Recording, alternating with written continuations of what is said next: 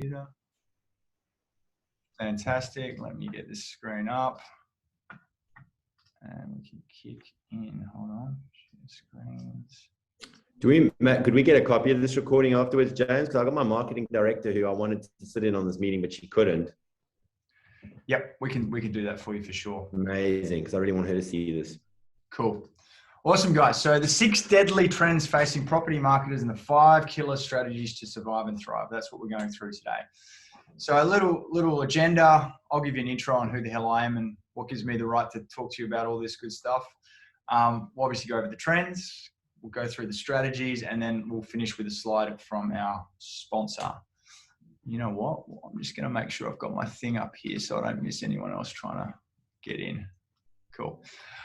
Firstly, a bit of housekeeping. We're at desks and computers where there's a zillion distractions. Just turn your phone off if you can. Place it face down. Close all your other windows if you've got any up, just so I've got your attention, because this will be the most important 30 minutes of your day. I'm hoping. Cool. So let's kick in. One slide on who I am. So I run a business called The Digital Pipeline. All we do is work exclusively with property sales teams. We've spent over $2 million in the last 5 years generating and qualifying real estate leads in that space. We've generated over $250 million in additional new client revenue for our clients. And we've generated over 30,000 real estate leads across every state in Australia and New Zealand. So because of my role, it's quite unique. I get to see across, all types of stock, across all types of states, and I see what the good operators are doing, what the not so good operators are doing, and success leaves clues. So I'll be able to weave some of those insights into this presentation today. Awesome. So we're going to start with the killer trends, deadly trends rather. It's very army and military like, so sorry about that. But it's going to be a bit negative, heads up. But we've got to face the reality of the current environment we're working in. The good news is the second half of the preso, I'll take you through the opportunities, and there are lots of opportunities once you know exactly what's going on. So firstly, lead generation is getting harder. What the hell do I mean by that? People aren't picking up the phone, right? Only 19% of people pick up calls from unrecognized numbers, and this is getting worse every passing day. So there's a whole bunch of reasons why people don't pick up the phone. These are some of the ones that have come up through this study. I'm busy throughout the day and it's hard to answer. Phone calls take too long. I have anxiety about talking on the phone. This is a big thing for younger people as well. Whoops, I've got someone coming in here, Robin. But for me, the biggest reason is this.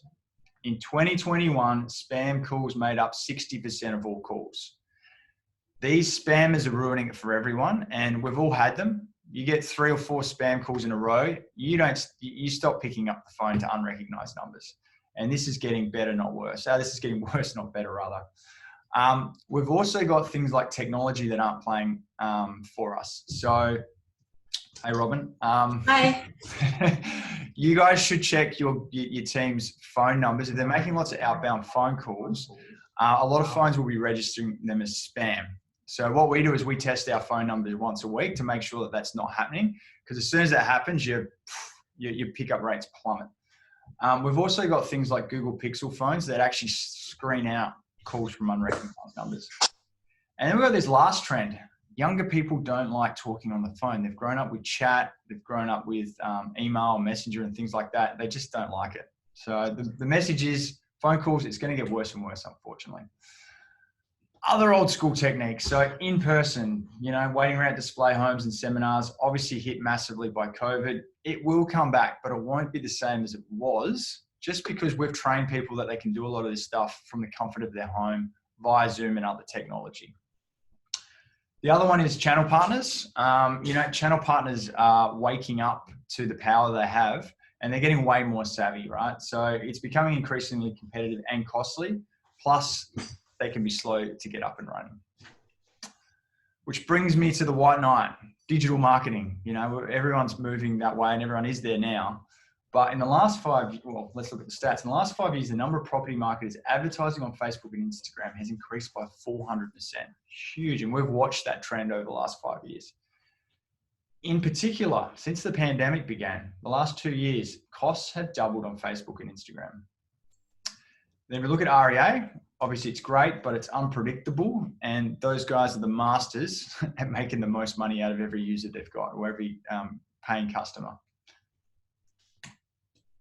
So, and I'll talk through opportunities later, just for your own sake, Robin. So it's a bit depressing to start with, but we've got to understand the current environment. All right. Deadly trend number 2, leads are going colder faster than ever. What the hell do I mean by this? So this is an interesting stat. The average attention span of a human in 2000 was 12 seconds. The average attention span of a human now is 8 seconds. The average attention span of a goldfish is 9 seconds. Now, what do I mean by that? If you look over the shoulder of anyone on the train, the bus, at a cafe, and you just watch how they're using their phone, people are just scrolling through social media, breakneck speed. They'll start a video, they'll stop a video, they'll be flicking through different browsers. We are now we just can't concentrate for very long. So the message there is, if they register on our ads, they move on very quickly to the next task. And we've got to understand and appreciate that. So here's a question for you guys. On average, how quickly is your sales team following up inquiries during business hours? I want you all to have a think about that. And if you can pop it in the chat line, if you feel comfortable, I'd love to understand what the follow-up looks like for you. Now, I'm going to get chat up. Less than 12 hours. Great, Mark. It depends. I mean, obviously, if it's a weekend, sometimes, if it comes in on Saturday night or something, we may not get to it till Monday. Yeah. How about you, Robin and George? Like, if someone comes through your website, how quickly are you getting back to them? That day. So if they come in overnight, when the guys are off, they're touching base with them as soon as they come in, and all through the day until they leave, they're touching base. Brilliant. All right, let's have a look at the numbers, hey? So this is a Harvard Business Review study of 2,241 companies. A quarter of all the companies are getting there within 5 minutes, which is good. That actually surprised me by that number. But the bad side of it is a quarter are over 24 hours and a quarter never respond, which is pretty bad. This is an interesting study. So this is by a VoIP provider that works with 1,200 clients, and they studied 15,800 calls. What they found is 48% of sales go to the first responder. That's really key, especially with digital leads, because they'll generally sign up with a few players. So you got to get there quickly, and if you do, you're going to be rewarded. This is an unbelievable stat. If you follow up with a lead within 5 minutes, you are 9 times more likely to convert them. 9 times. If you take anything out of this presentation today, this should be it. Get there within 5 minutes. You will massively be rewarded. All right. So in the great words of Ricky Bobby from Talladega Nights, if you ain't first, you will last. So that needs to be something you obsess about. All right. So how many touch points? This is another question, guys. So think about it. How many touch points does a lead have in the 2 weeks after they inquire with you? So let's say you took the last, I don't know, let's call it 20 leads, and you looked at all the emails, phone calls, SMSs that on average those leads have received. Can you just have a guess on how many touch points you think they might have had? Just throw it in the chat line. 14 to 20. Great.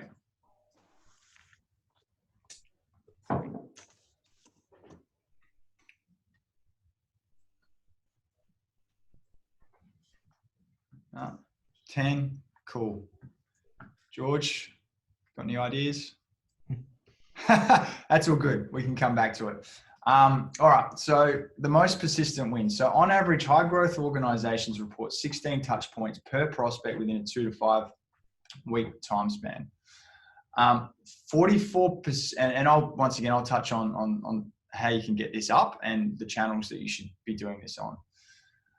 44% of salespeople give up after one follow-up attempt. So that's interesting. 92% of salespeople give up after the 4th call.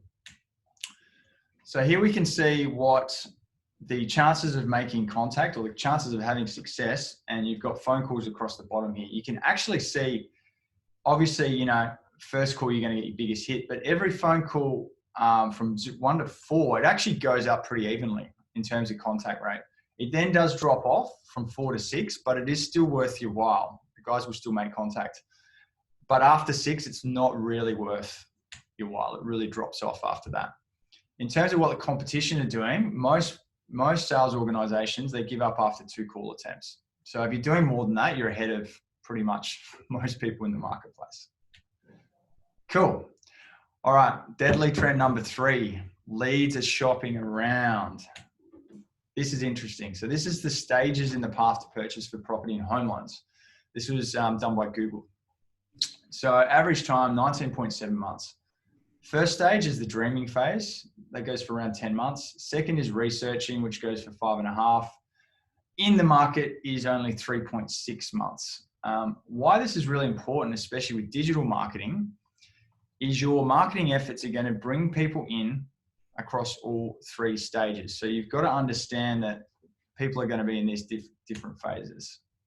And actually the majority of people are going to be 1 month plus, which is really important for your sales team to know, because most sales people just want to speak to people that are a month or less.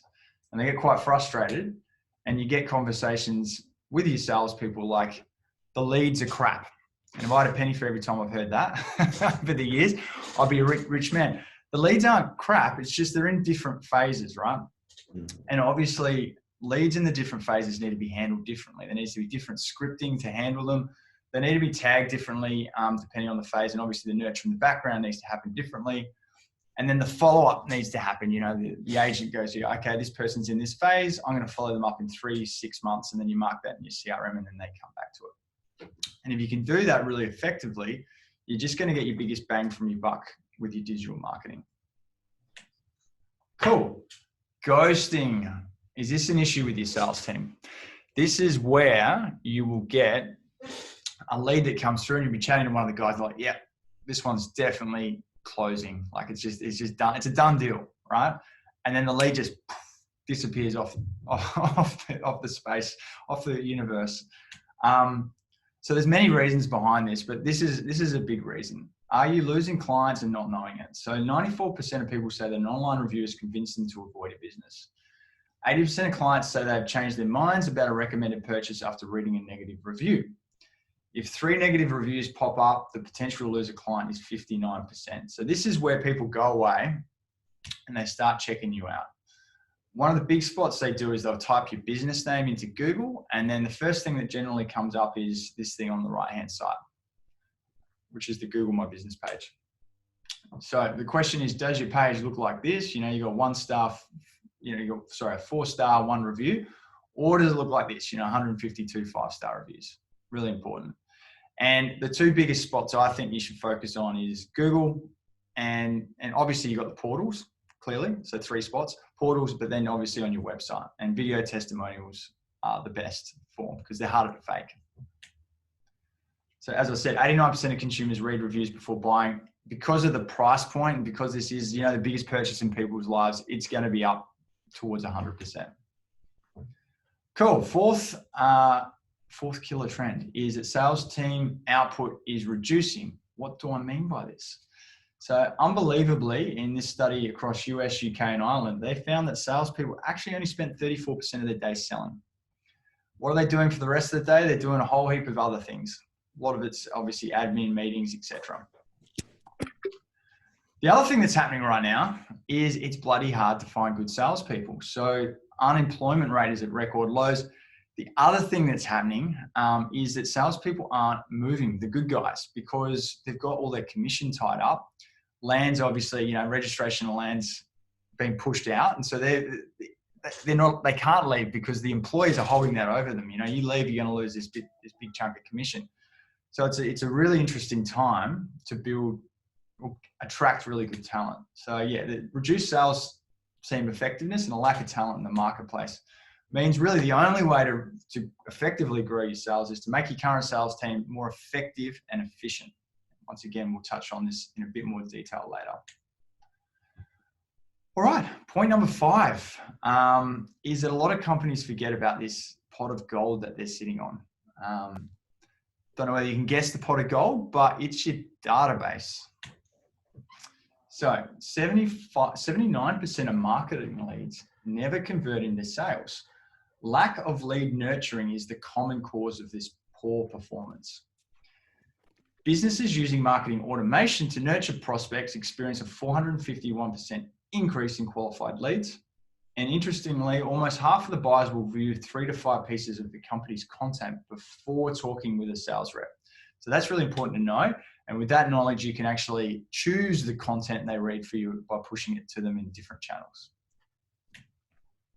Once again, I'll talk about the nurture bit a bit later. Lastly, it's not a fair fight. So what do I mean by that? This is the Metricon marketing division.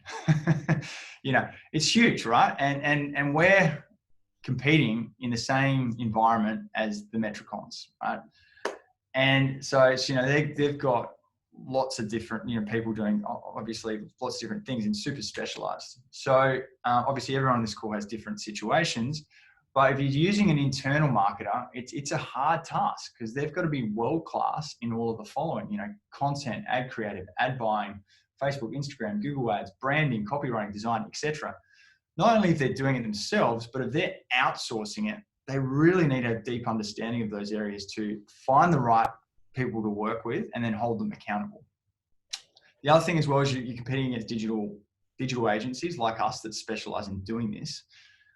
So for example, we've spent about 15 grand in the last quarter upskilling our ad buying guy. Right? That's all he does day in, day out in the property space. So yeah, it's good to just understand that. Cool. Let's get into the killer strategies. So I personally believe there's no better time to be marketing property just because we've got so many tools at our disposal. But the key is understanding what's happening to really make the most of it. So let's kick in. Firstly, first opportunity is generate a huge amount of cheap inbound inquiries. So although Facebook ad costs are going up, Facebook and Instagram in particular, it's bloody cheap, right? It really is compared to 5 years time. In 5 years time, we'll be going, wow, 2022, how bloody cheap was it to generate an inquiry on social media? Because it will be about 5 times the cost. So if you can right now, and you've got and it stacks up for you, now's a great opportunity to build your database, build up lots of people who are interested in purchasing your product, but understand it's a volume game. So only 25% of the inquiries will be qualified. So if you guys want to understand the numbers that we see across our clients, especially in the social media space, in terms of number of leads to qualified first appointment to face-to-face to contract, you know, there's some benchmarking we do there. You can send me an email and I'm happy to share with you a report where we go through that. I'll have my email at the end.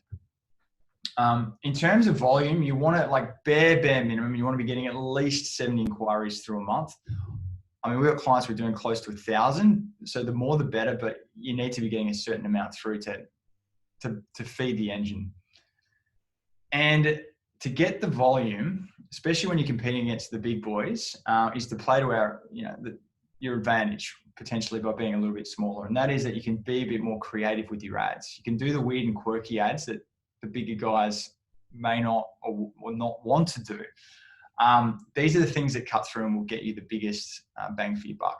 And once again, I've got a report where I share some examples of what we've done with clients. So email me. Great. How do you increase your sales team effectiveness by up to 50%? That'd be nice. So I'm going to talk you through some strategies here.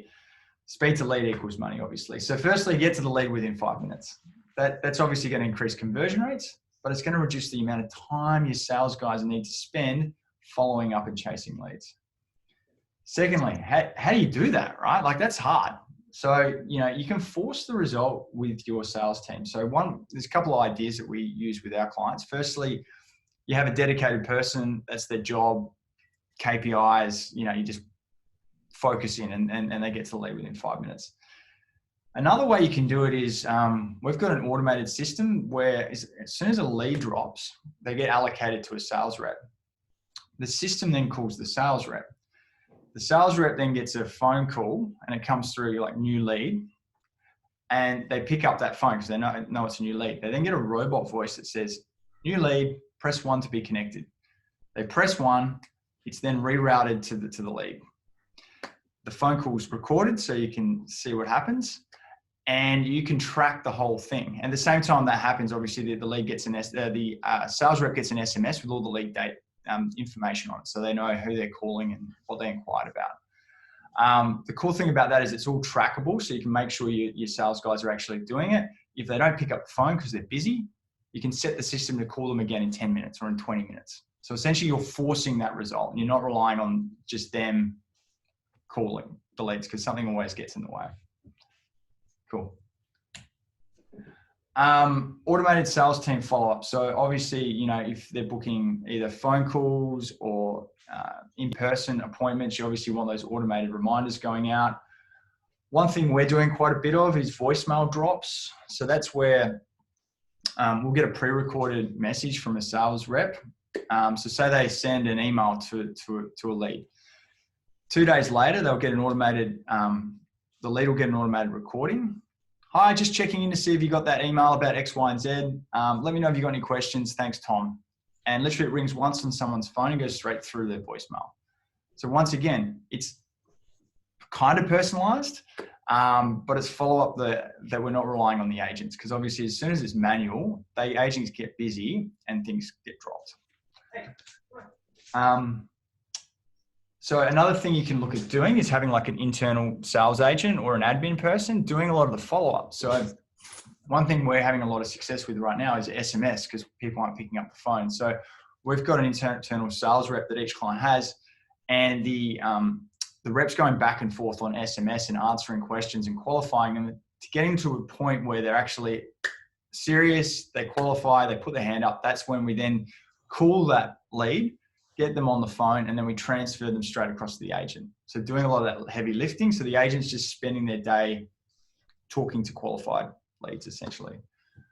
And then obviously, you know, just your automated regular emails and SMS nurture kicking off in the background. All this designed so that the agent is just spending the maximum amount of time doing what they should do, which is closing deals. Cool. Opportunity number 3 is prospect feedback and lots of 5-star reviews. So how do you do that on autopilot? So firstly, the sales team that improves the fastest wins. You know, if you guys can constantly improve and tweak your sales process, the results will get better over time.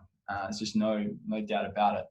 So a way to actually get feedback from prospects on the real performance of the sales team is to send the prospect or the lead an SMS after every interaction with your sales rep. So after a phone call, boom, straight after the lead gets an SMS, rate the experience from 1 to 5. And then after they've responded, we then follow up with one question. Why did you give that rating? That feedback then goes straight to the sales rep. It goes straight to the manager. Over time, you can start to see trends and start to see patterns. So you're not relying on the salesperson to say, oh, the lead was crap or this and that. You're actually getting real feedback from the coalface from the lead. The other thing is, you know, obviously recording sales calls, constantly tweaking scripts and role playing weekly, and having a system where you can record and do that sort of stuff within it. Then if a prospect gives you a 5 out of 5, that's when, and that's only when you then ask them for a Google review, because anything less than a 3-star or 4-star on Google really is like a fail. So you want to make sure that the only people who are getting the opportunity to review are those 5-star people who had a really amazing experience with you. Cool. Opportunity 4, surround sound touch points. Cool. So this is how you build trust and authority on autopilot. Obviously with digital, where you're not doing lots of face-to-face, this is really, really important. And this is how you can really, you know, separate yourself from a lot of your competitors who wouldn't be good at this, because this is something that's done really poorly across the industry. So what we do is we do up to 25 touch points for our clients in the first 2 weeks after they register. And you might go, geez, that is a lot of they are a lot of touch points. Now, the reason we do that many is not everyone reads every communication. So for example, with email, only about 20% of people are going to open your email. So if you're just relying on email, your actual real touch points is going to be significantly lower. What the channels we use are SMS, calls, emails, as I mentioned, voicemail drops, and then social media ads retargeting people. And across those, you will make sure that you get to people in their preferred channel, which is really key. Last one, mind that pot of gold you're sitting on. So your database is something that most people I speak to aren't leveraging to the level they could. The best thing you can be using right now is SMS. It is by far and away king. As I said, only 20% of emails are being read. Compared that to SMS, so 90% of SMS marketing messages are read in the first 3 minutes after they're sent. So just super immediate. And 80% of people who respond do so within that 3 minutes. So you can spark a conversation really, really quickly. The key is to have a back and forth conversation with people. Never, ever put a link in an SMS. I'm not sure whether you guys get them, the DHL SMSs. People are so scared to click on links, right? So just don't do that. Just have a back and forth. And then if you want to book them into an appointment or something, you do it from your end, not rely on them clicking off. The other great thing is only 39% of businesses are using texting or SMSing really effectively. So there's just a really great opportunity right now to just leverage that to get a lot of wins. Hey, this is just an example of something, of back and forth that I just pulled from our system. This is our person. This is the lead. You can see here the leads responded. Now is not convenient for me. Can we arrange another time? I'm free tomorrow. We've responded with a few times. They've said 10 a.m. will be good. Thanks. Now, the key message here is if we tried to call this person, they're obviously at work, they're with the kids, they would have never have responded. But with SMS, you can go back and forth. They're in control. It's at their own time. It's not intrusive. And it's just a really nice way to push people through. Cool, guys. So that's how you double your output from your sales team, increase your inquiry levels, and significantly improve your profitability. So as I said at the start, just a slide from our sponsor, which is the Digital Pipeline, which is the business I own. What we do is we guarantee leads or appointments, depending on what we're doing for our clients, their phone appointments. We just work in the off-the-plan space predominantly right now. We connect and qualify leads within 5 minutes of registration for you. We're doing that 7 days a week. And if we can't get through, we actually contact them up to 6 times. And we're using SMS and phone calls. We use scheduling software to see your sales team's availability, and then we book hot leads straight into their calendars. So literally they just pop up there on autopilot. The other thing we do as well is we get a hot one on the phone, we'll just put the lead on pause and we'll transfer them straight across. We build a 25 touch point system using the 5 channels I mentioned. Everything's under your brand, and we create that feedback system I told you about. Basically, the 5 strategies, that's what we do for our clients. If you guys are interested, for people who attend the webinar, we're offering a bonus of 30 leads or 10 appointments if you end up doing something with us. All you need to do is book a 15-minute call in with me at this link. So feel free to write that one down. And then this is my email. Feel free to ask me any questions. And that concludes the presentation, guys. So don't know if anyone had any comments, questions. Good presentation. Well done, James. Thank you. That was great. Thank you very much. Yeah. Was there anything there that surprised you? No, probably not. I think it's just, as you said, getting salespeople to do it. It's probably we do most of that. It's, but it's actually, getting salespeople to actually do it. And if they get busy, if you get a lot of appointments, it's then the new leads coming in don't get serviced as efficiently. Yes. Which is why, if you can have something in the back end going, which is taking away some of the low level tasks, improving efficiency, that's always a good thing, because as soon as those new ones come through, if they're not being serviced, you're just wasting your marketing budget, right? Which is frustrating. Yeah. No, it's good. Very good. Thank you. Yeah. Our motto is forced adoption. So getting them to use the CRM, because that's the other thing with sales guys, they hate using CRMs and systems, but they kind of need to use the machine to make it work. So we're forced adoption, forced results, because if they're not using the system, it just it doesn't happen, does it? Cool. How about you, Mark? Yeah, man, I'd like to have a chat with you offline after this, if you're cool. Yeah, absolutely. All right. Well, we can, if you want to book in there, flick me an email, maybe. Yeah, we'll do now. Actually, I've got your phone number. I'll flick you an SMS after this. Okay, do that. Yep. Brilliant. Yeah. Thanks, James. I'll do the Thanks, same. I'll be James. in touch. Thanks, Robin. Great. Thank you. Thanks a lot. Yeah, reach Bye. out to me, James. Thanks, mate. Pleasure. Cool. How you going, George? Yeah, good. Thanks, James. Yeah, definitely. I want to catch up with you and have a chat, Yeah. and definitely look at the next stage. We actually have spoken once before. I know we have. We spoke. Yeah, I saw your name. You look different. Something threw me when I saw you. I'm like, because I remember chatting to you, and I'm like, oh, George, because you were actually you signed in for both webinars. I'm like, it'd be good to see George again. But it must have been a couple of years ago now, was it? Yeah, it was at least a couple of years ago. Yeah. I don't know. I think I'm probably a little bit older than the last time that you saw me. COVID, mate. It got to all of us. Look at my grey hairs. I'm yeah.